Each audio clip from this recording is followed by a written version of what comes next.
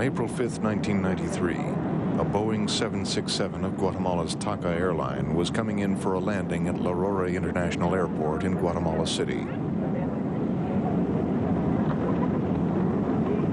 By chance, a Mexican passenger was filming this particular journey's end. What none of the passengers knew was that a tropical storm had just passed over the airport. The runway was soaked, and the pilot was coming in too high and too fast.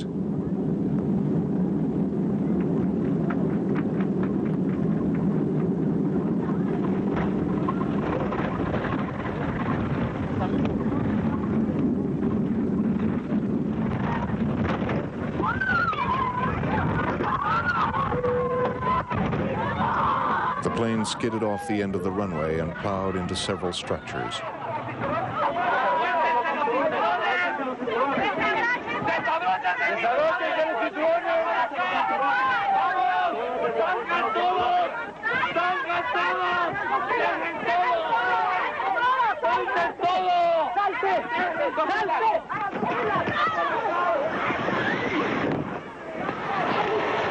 "210 people were on board.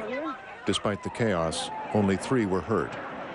Because the plane was equipped with emergency floor lights and escape slides, everyone got out alive.